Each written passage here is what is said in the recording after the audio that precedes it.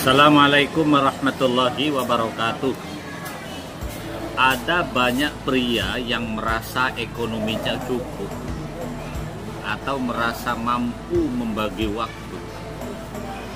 Dia melakukan poligami atau nikah lagi tidak sepengetahuan istrinya. Karena dia bilang, "Pak, kan nikah tidak harus izin istri. Yang penting syarat rukunnya sah, kan tak masalah, Pak.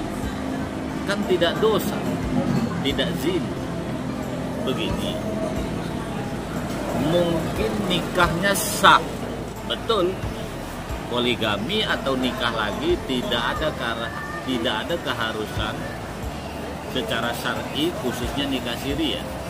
Apa mungkin bisa menghindari dosa? Yang pertama, dosa bohong. Sebab satu bohong harus ditunjang puluhan bohong atau bahkan ratusan bohong. Ketika mau bermalam di istri kedua, kita apa alasan kepada istri pertama? Kerja. Mungkin bisa sekali, dua kali, tiga kali, empat kali. Tapi kan menikah kalau bisa seumur hidup. Dan ingat, satu kali bohong harus ditunjang puluhan bohong. Contoh, saya lagi di Bandung. Padahal saya kan istri pertama di Surabaya. Nah, untuk membuktikan saya di Bandung bagaimana? Padahal istri saya simpan di Mojokerto misalnya. Jadi satu bohong ditunjang puluhan bohong. Intinya dosa pertama adalah bohong ini. Yang kedua, tidak bisa berlaku adil. Tidak mungkin berlaku adil dalam penuh kebohongan. Sulit. Padahal salah satu syarat boleh menikah lagi kalau bisa berlaku adil. Adil itu hanya akan bisa dilaksanakan kalau saling ridho. Yang pertama dan yang kedua. Yang ketiga, bisa nggak kita ini sebagai suami membina dua istri ini? Umumnya istri kita, sholatnya, ibadahnya, termasuk anak kita, itu kan kewajiban bapak, kewajiban suami, kewajiban ayahnya.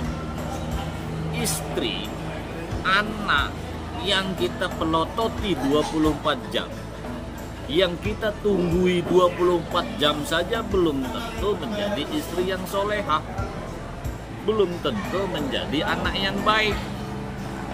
Terbayang enggak kita punya istri simpanan, disimpan di tempat lain? Bagaimana kita cara membinanya? Bagaimana cara kita ngajaknya berjamaah secara terbuka? Bagaimana kita mengajak istri kedua ini misalnya ke majelis taklim secara terbuka, taklim terbuka?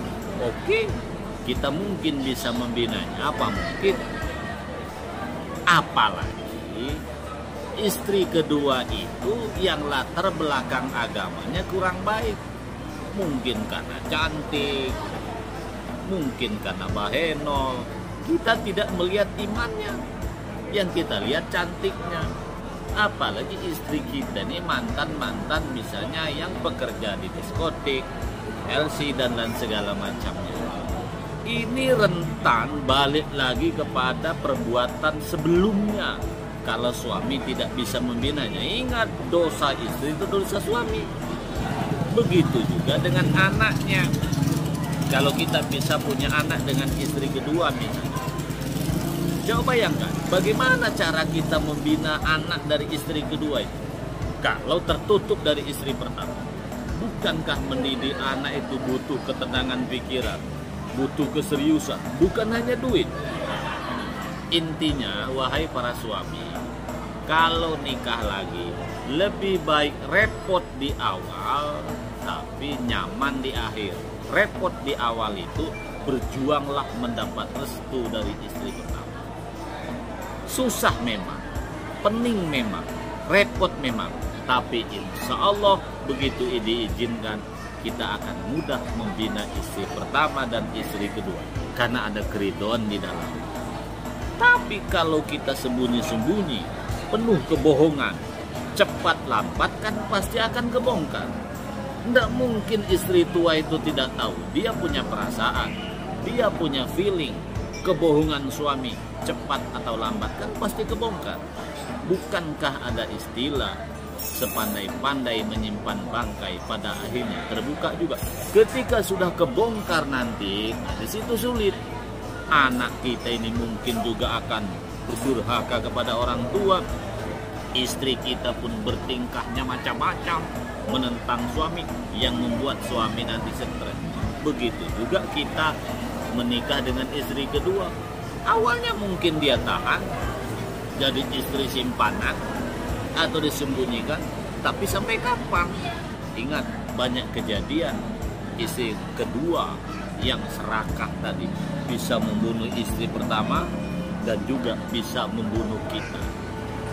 Dan dia juga akan kembali kepada perbuatan tidak baik kalau memang dia orang yang tidak baik. Makanya kalau mau menikah lagi, pertimbangkan baik-baik. Demikian, Assalamualaikum warahmatullahi wabarakatuh.